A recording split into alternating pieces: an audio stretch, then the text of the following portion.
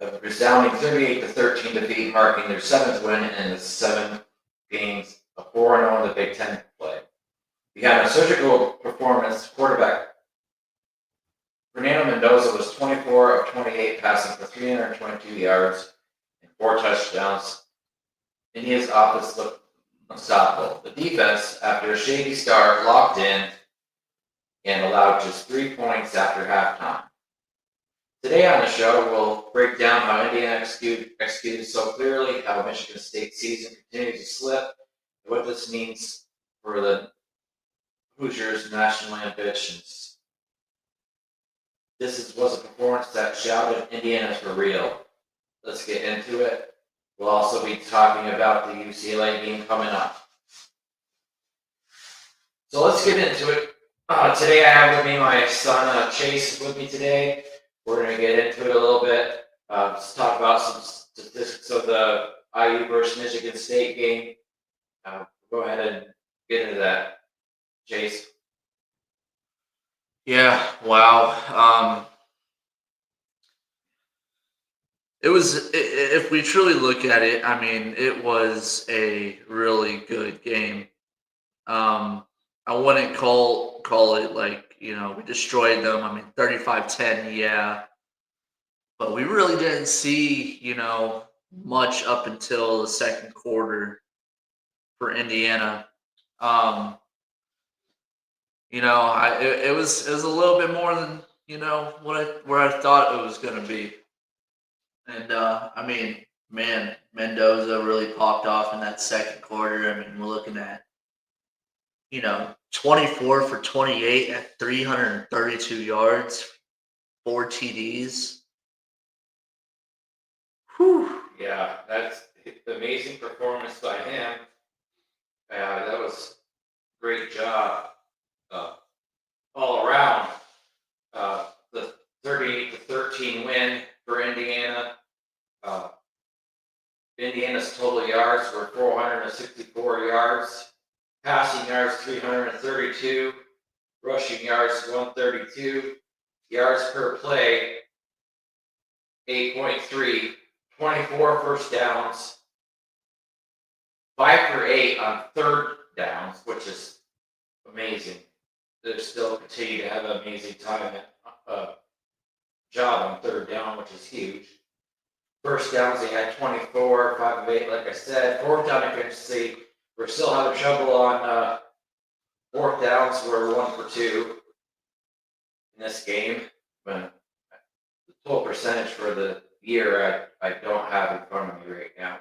Michigan State has 367 total yards. 293 passing yards, which is unreal against us. 74 rushing yards, 5.9 yards per play. 19 first downs, 5 for 14 on third down efficiency. 3 for 4 on fourth down. They had total plays of 62. They had 4 sacks allowed. Our defense stood out again, and they had 2 punts. And they had 6 penalties for 46 yards, where we only had 1 for 5. And that was an illegal man downfield penalty. So, can we talk about that drop kick that Michigan State did? Yeah. A lot of people were in the stands looking at us like, what is that? What are they doing? And I said, it's a drop kick. And my dad, who's been around, was a coach and been around for a long time, was just like, I've never seen that in my lifetime. You know what I mean? And I'm like, yeah, that's a drop kick. I've seen it before. I've only seen it once, and it's with the team that we're going up against next this Saturday at noon. Yeah. I've only seen that once, and I was like, well, I mean, I get why you do it, but it just caught me off guard. I haven't seen it before. But yeah, that's just crazy, you know.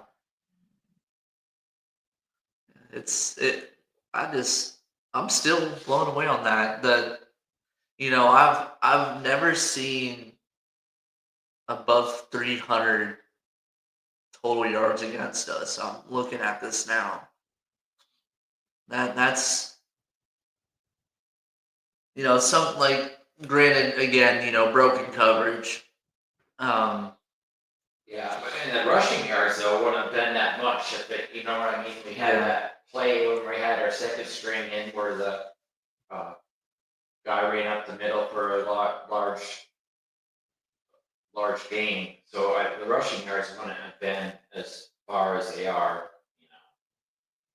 But yeah, well, I'm pretty sure coach is going to give him a lot of reps because it looks like he's our new starter.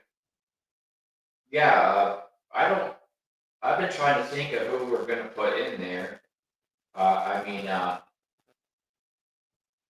we have on our team. We have no. I don't know how to say his name. Darn it! But it's Nadaku, I think. Figure it out. Yeah, we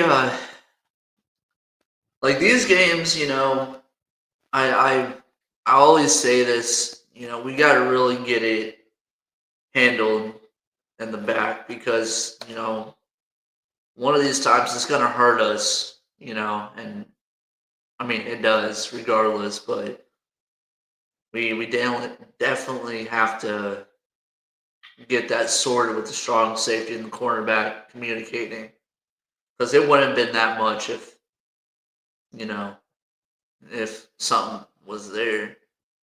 Yeah. What's interesting to me is that who's going to be the backup? Number 17, Daniel Nadaku, might be. We also have Stephen Daly back there, who's a senior, and William DePage is an interesting cat. Whenever he's been out there, he hasn't been out there much, but he's done really good too. And he has he's 6'6" or 6'4", something like that. No, 6'6", 260. Yeah, that he's an interesting person that I like this. Maybe we'll see him out there. Maybe we move. He was really quick off the line that people haven't really noticed because usually he's playing defensive tackle as Mario O'Donnell. You know what I mean? Yeah. So I'm seeing this kid here is a sophomore this year. He appeared in 4 games for us. So I mean, he has played before on this team. Yeah. I'm I've only heard of him a couple times. Um, Yeah, I've seen him a couple of times on film. Like I said, we haven't played him very much, but when he was on film, he was pretty disruptive. But losing Wyatt, he had, that's gonna hurt us. He had sacks and everything like that, and he collapsed the line pretty good collapsed too. the line pretty good. Yeah, Cut the edge out. Yeah, he has 27 tackles this year, including he had 8.5 tackles for a loss, 2.5 sacks. That's a tough stat to have to replace. But I think that with our defensive coordinator and defensive line coach Kuntz and Haynes, well, that will be fine. We'll get it taken care of. We'll figure it out. Coach has said multiple times that he lets Haynes do his thing. He doesn't really coach them much. That's the great thing about having a bunch of structure in our room too, is having those coaching staff be able to put these young bucks in to be able to play at their best potential. I mean, who knows? You always have those first game jitters whenever you walk in there in front of a crowd of what? How much do we hold? 53? Yeah.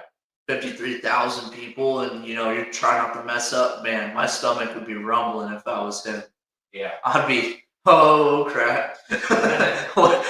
what are we doing here? Yeah. Yeah, this kid's actually really, he's decent.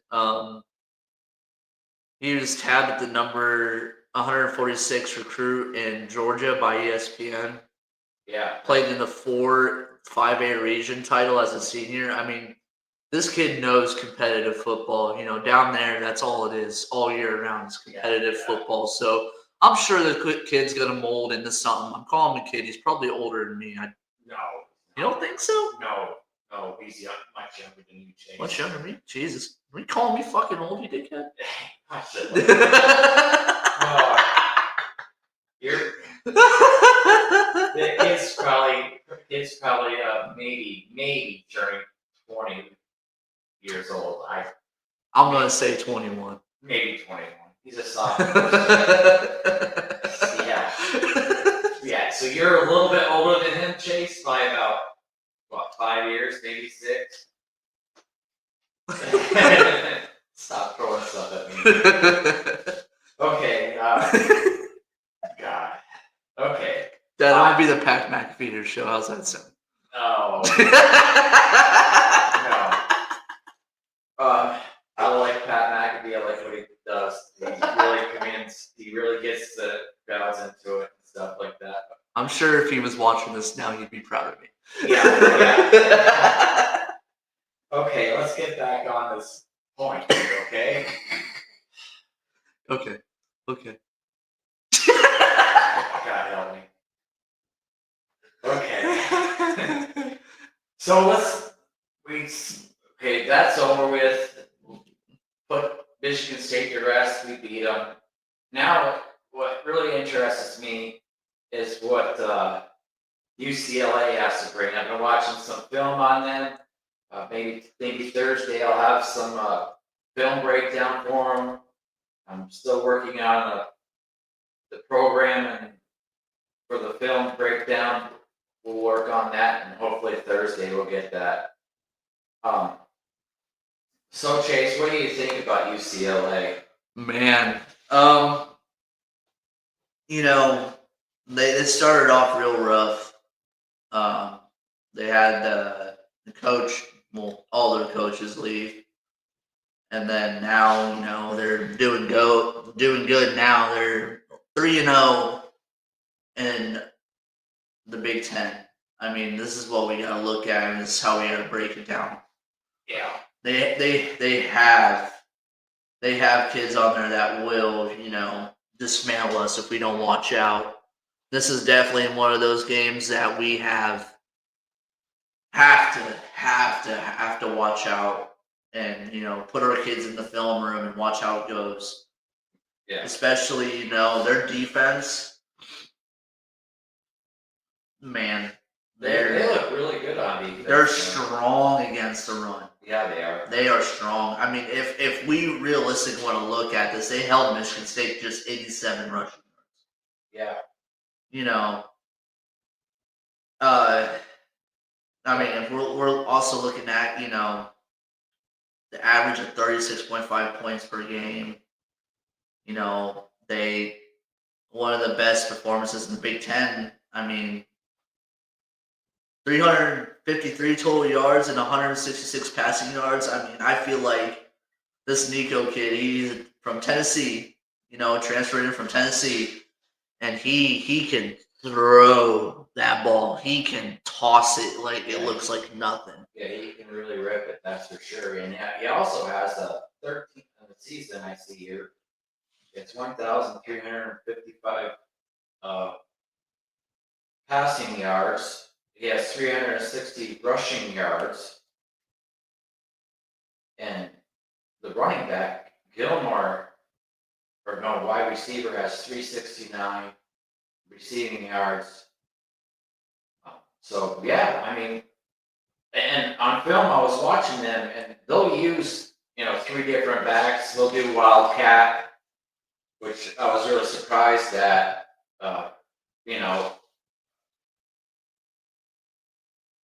they will use all 3 backs and a quarterback to do kind of like an option game. And like I said, go out of the Wildcat formation and run their running backs out of it. And they've held their opponents under 450 total yards and 250 yards at home twice. Yeah. I mean, okay. I mean, if we want to talk realistically here, okay, and I hate it when, we have this, momentum going, and, we're looking, and all the critics and everybody are saying how good Indiana is. College football, anything happens on any given Saturday. Yeah, that's totally true. You're looking at it this way, they went against a bad Penn State team. And, I haven't seen Penn State dismantled like this in a long time. Right. But they still have 4 to 5 star players. They have the players. It's just I think the coaching of the players isn't there defensively, and like this team right here. And Penn State losing their starting quarterback Drew Eller didn't help them out either. This team right here has the chemistry to actually come in here and turn us over. Now, do I honestly think that's going to happen? No. But their defense is a good defense. They have a lot of big boys in that trench, man. There's some veterans out there in the back behind them, and we have to protect our QB. We have to, hit it hard. First half of that game, we got to hit it hard. They have several players, that got sacks, Mm-hmm. So I mean, they don't really have true one player besides Jones, the defensive lineman, that he's the one that has the most sacks that I see. But on film, they look very disruptive up front. They really do. We're going to have our hands full on offensive line this game. And another thing that people have to remember is that our offensive line has had the last 3 games. I know we had to buy for week off week in between that, but our offensive line's had to play some really tough defensive linebackers in the last 3 games. I mean, it's Iowa, Oregon, Michigan State, and now we have UCLA coming to town. And last year we pretty much dominated them on both sides of the ball in the game last year. So they're going to come in and they're going to want some. I mean, we beat them at their home last year, and it was a pretty decisive win. And then players that were on that team last year, they remember that. They don't like that. So we're going to have to really come out and play hard. Our offensive line is going to have to get going. I'm questioning what's going on with Hemby. I don't know if he's hurt or not. Black took the majority of our carries last game, so I'm really curious about that. Of course, Mendoza made up for it in the passing game, but I really am wondering about Hemby because he's such a key factor in our running back room, and I'm hoping that he's not hurt. I haven't heard that he is, but I'd also like to say, as a Hoosier fan, I respect UCLA a lot for how they've been coming around. I mean, the 2 coaches, Tim Skipper and Deshaun Foster, coming in and absolutely picking this team up. I mean, big respect to y'all on that. Yeah, they were already there. They just put them in. Stepped up. Yeah, our old co-offensive coordinator Chino Cesare. I love that guy. I really do. It's sad that he got let go and leaving all the way out to California to do that job. And I think that he will find something else and he will be successful. And I still say that he'll probably be a head coach within the next 5 years because he's got the whole package. His dad was a coach, But anyway, back to UCLA. Their wide receivers are pretty good too. Oh yeah. Yeah, they've got some quick wide receivers and they have hands too. They can hands, yeah. They can get that ball and put it anywhere. and you know Pons and Jamari, Jabari and all of them are happy. Sharp, Definitely. yeah. I was really proud of our defense last week. I hope that we carry that on to this week because last week our defense, although it started a little bit slow, it ended with a field goal in the second half again. So we adjusted well. We were talking about this earlier, and Chase brought that up. How well our coaches do to adjusting to during the game, and especially at the half. Man, how do you say Jerry's last name? Jamari? No, it's the coaching offensive coordinator for UCLA. Neuheisel. Yeah, his father was a coach at Colorado and a couple other stops. His dad was a really good coach. Jerry is a very smart guy. He can break down Indiana's defense very well if we don't be to be careful here. Yeah, he's a coach's son. He's a coach's son. He grew up watching his dad. I know how that feels. Yeah. Yeah, me too. Mm-hmm. Yeah, but he was a coach's son, and like I said, he's learned all of his life how to do this. He's going to end up being a very good offensive coordinator. He'll probably get a head coaching job someday. He knows how the system works, what you have to do to make it work. But as of right now, I am worried. I am kind of nervous about this game. I hate to say the word trap game, but UCLA, with their statistics, and it's going to be much harder than what I think the general public understands. Stats don't lie. Well, stats don't lie, but when you watch them on film, doesn't lie. When I watched them on film, I was like, yeah, they're pretty darn good on defense and offense. Yeah. And special teams too. Last game they did 2 fake punts. Mm-hmm. Their time of possession was out of this world. Yeah. So I really, really do think that we're gonna have to watch our special teams have been very good. So I have faith here. It's this game is gonna be a pretty good game. I think the weather is gonna be pretty chilly out, which athletes love that. I love I say one of my best games that I've ever played is when it was cold out. A lot of nice cold air.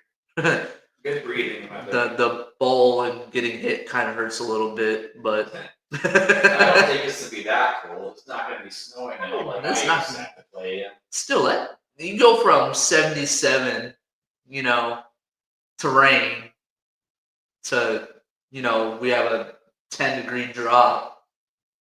It's gonna alter a little bit. I think the wind's gonna be a big factor in this. Man, for all the Hoosiers that are listening, man, did you see the wind go above the stadium but not in? Yeah. That was crazy. Yeah. I haven't seen that in a long time. I was watching the flag and the ball was still going straight. Yeah. I'm like, whoa. That storm that creeped up on us too, man. That was pretty good looking.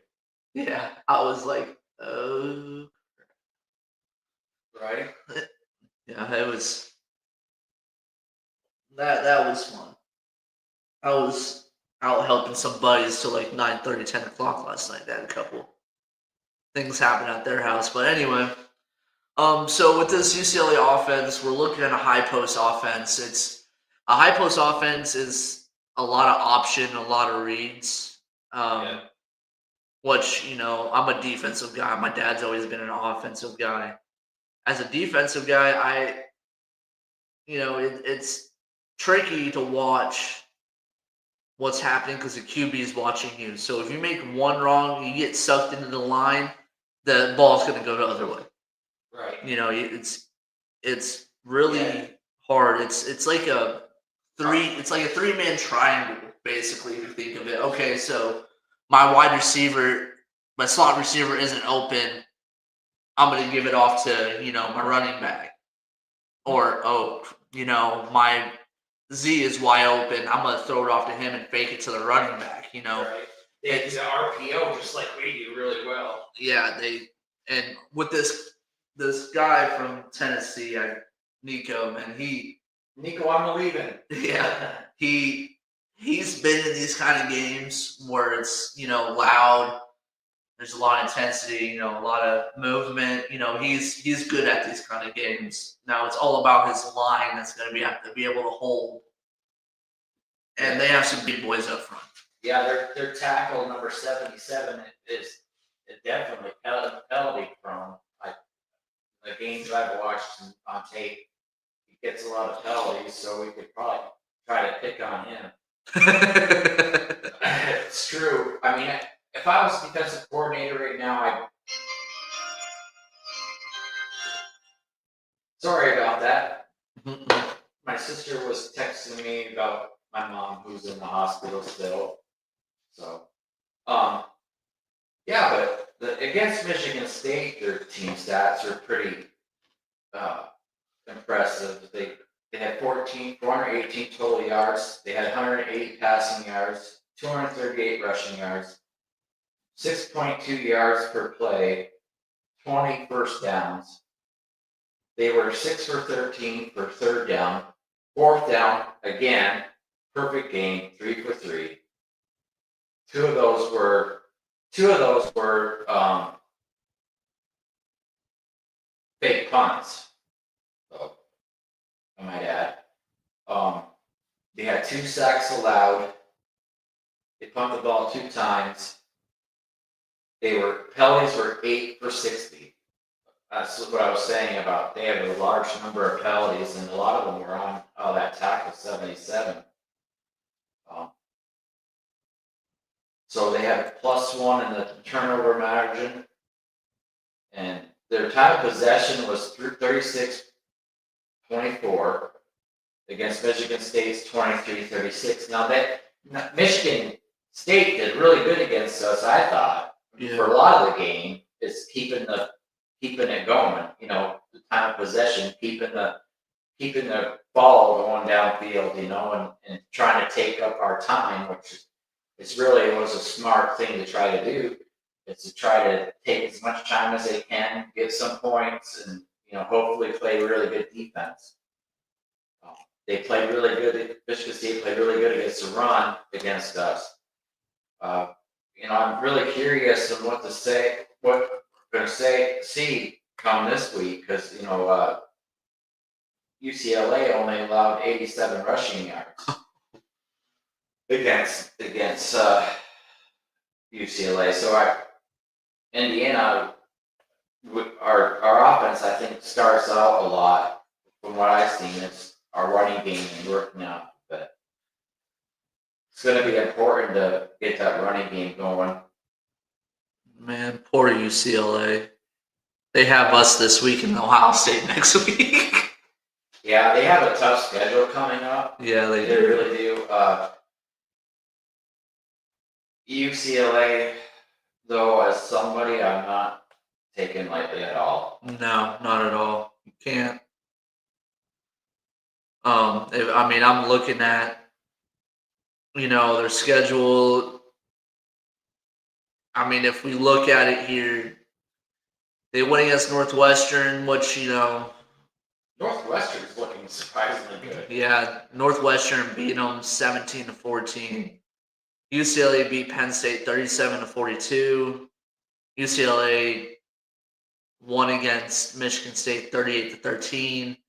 UCLA won against Maryland 20-17. Guys, I cannot stress this enough. This team right now has a lot of momentum. Yeah. A lot of momentum. And to be able to come to the Hoosier Stadium and do something, it's going to be a good football game on Saturday. I mean, we cannot take these guys lightly. That we cannot, the screw ups can't happen. We got to dominate early. We can't have these little minor slip ups because UCLA can make us pay for those slip ups. Definitely, most definitely. And I mean, Maryland is, pretty good. Have a good defense. They have a good offense. They showed right there that they have potential. They have potential. It's just like, here in Indiana, if you call for a tornado, it has potential to happen. Now, will it happen? You don't know. Right. But it can come in. Yeah. And I knew I made like a weather joke there. But, Yeah, flashbacks to the last game. Yeah. But they'll come in here and do something. I'm saying this and I'm quoting it now. This is a game to watch. This is going to be a game we got to watch for. We got to shut it down early, kill that momentum that they got going for them, and come out with a win on this game. Yeah, we need to have some turnovers. We need to be loud. And yeah, the fans out there, be loud.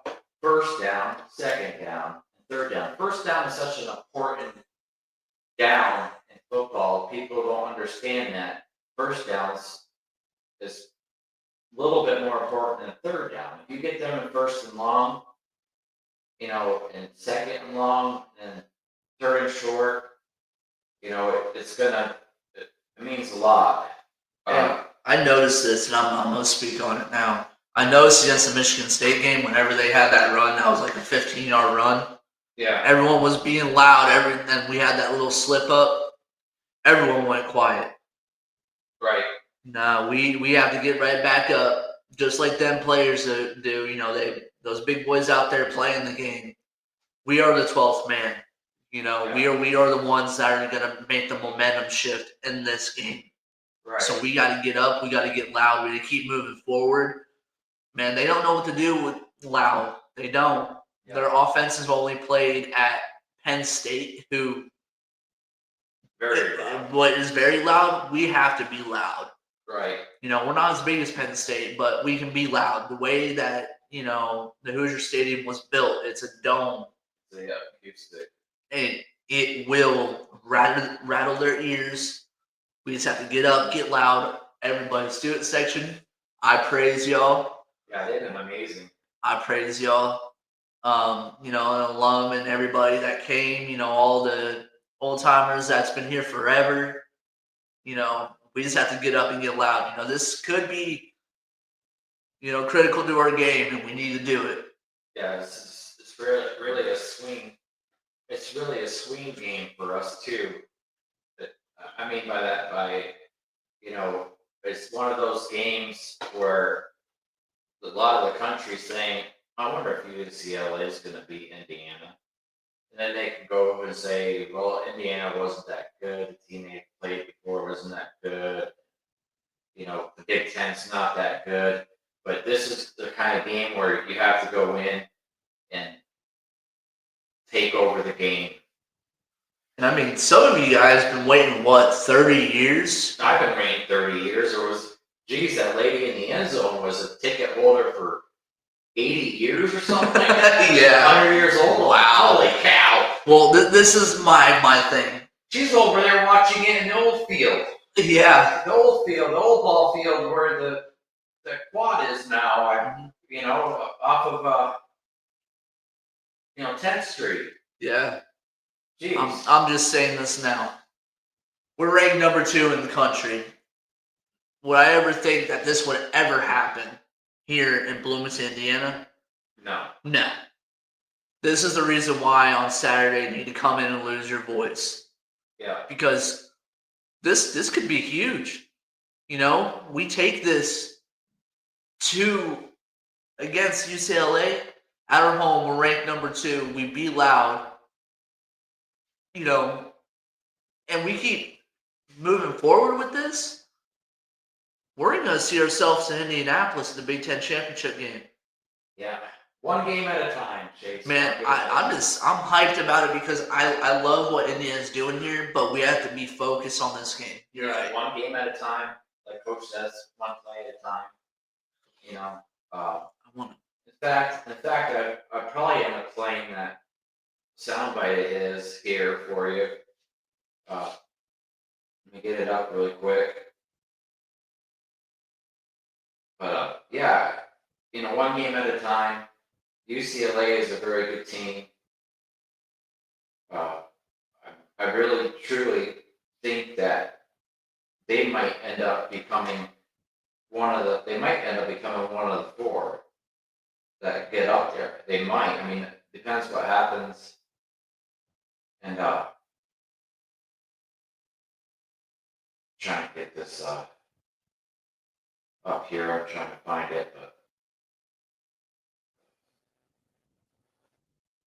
yeah, they do worry me. Here's Coach Ignetti. UCLA. We're playing a 3-0 football team that's undefeated. It's 3-0 in the conference. Since they have retooled their staff and now have their new defensive coordinator and offensive staff in place. Very impressive football team. Okay. And offensively, this team is rushing for 233 yards a game right now in their last 3 games, which would be against Penn State, Michigan State, and Maryland. That's great. Okay. Time of possession, 36 and a half minutes. That means the other team has the ball 23 and a half minutes. 50% on third down, 70% on fourth down. They gained 2 possessions with 2 fake punts. So they're keeping the ball away from the other team. They're starting fast. Outscoring people in the first half 58-17. Okay, averaging 33 points a game. And defense, a lot of different personnel packages. Really try to keep you off balance. Really impressed with what they do. When you get outside of normal down and distance situations, you see a lot of stuff. They got about 7 personnel packages, a variety of blitzes, pre-snap looks with linebackers mug, try to confuse the quarterback a little bit. And they're a rejuvenated football team. And led by a talented quarterback who really has a quick body and a live arm. And has made some big plays with his legs also. Really good skilled people. And, a new offensive design, so to speak. So, we're playing a 3-0 football team at home this Saturday at 12 o'clock. Michigan State, good conference win. Offense scored touchdowns their first 5 drives. The first 2 in the third quarter were great to see. They're all great to see. Defense shut them out the last 38 minutes of the game till, at the end we had quite a few starters out. They kicked the field goal at the end. We didn't get off to the greatest start. Michigan State had 2 possessions. We had 1 possession, and there was 9 minutes left in the second quarter. So at that point, every play was going to be really important. But we did a great job of adjusting and playing a little better. And, 2/3 of the game, we pitched a shutout. So special teams, we had 22-yard punt return, made our extra points, field goal. Both kickoff guys kicked the ball out of the end zone. We didn't punt. They punted twice, once with the quarterback. So, but this is going to take tremendous preparation and effort on our part this Saturday. Questions? Just for sure. So that was Coach Signetti on the game coming up and the game, Michigan State game. Yeah. I mean, he's right. I mean, he knows us more than I do, but I really see a really good coach football team coming in this week for UCLA. I think it's going to be a lot harder game than people think, and that we better be ready for it. Yeah, it's gonna be. I'm calling for it now. It's gonna be a very intense game because you have Big Noon coming in. Like I said, these guys have a lot of movement right now, and it's time to buckle in and get it ready to going. play. Be ready to play, boys. Be ready coming out of the gate.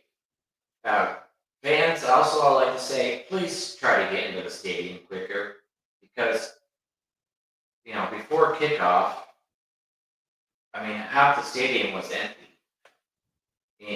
Chase, I wish that you would start coming in, get to your seats, and when they come out, going in from their routine, going into the locker room, which should be out loud, stating we're here for you. The weather, hopefully the rain stays away this week. Looks like there's a slight chance of rain, but I think it'd be later in the afternoon. Woohoo! Last week, yeah, people got wet, so a lot of people left before the end of the game. Well, also there was lightning in the area. And people Yeah. didn't think that Yeah, The and game was gonna that's go forward. that's another thing too that I wanted to bring up. IU really has to learn how to not put suspended, because people think suspended, they think the game's over for some reason, and so many people left. There's a delay in the game. You know what I mean? Just a delay.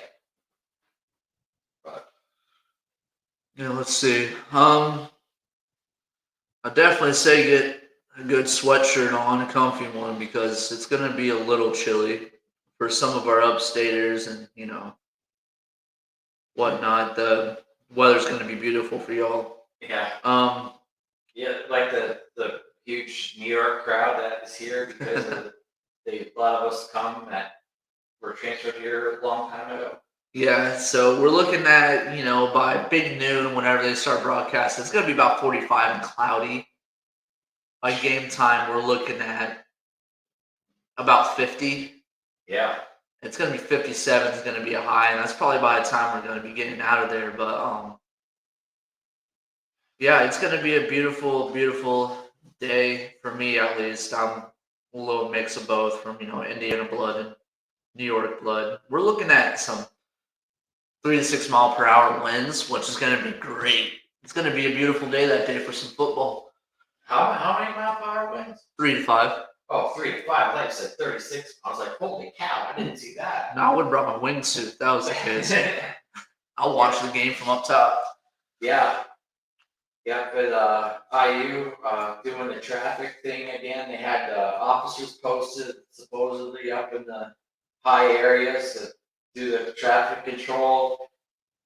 That still needs help. I mean, I still think if you cut the stadium in half and like have lot 2, lot 4, one goes left, one goes right. And if you have it on the other 4 corners, do the same thing. One goes left, one goes right. You have to get out of town.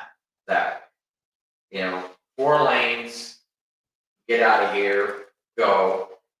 All the way, we should have officers posted all the way up to 3rd Street, all the way up to the where the interstate is, just to get them out. Just get people out of the stadium and into the stadium. But yeah. Anyway, that's my only negative thing about IU athletics right now, because we're looking good everywhere else. But I really like to talk about this UCLA special teams too, because they have been amazing. As far as faking punts and getting scores out that, so or getting extra downs that way, which is you don't see that much anymore. But they've been really good at doing the fakes and stuff. So we'll have to really key in on that.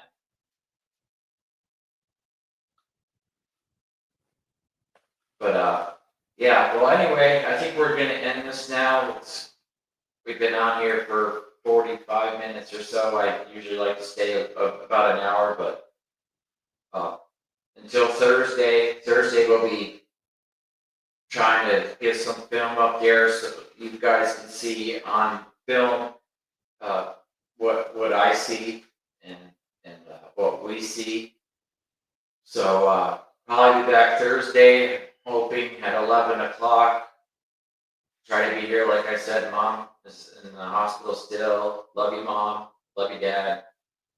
Praying for you, and I wish everybody would give her some prayers too, please. But yeah, so everybody have a good day. See ya hopefully on Thursday. God bless.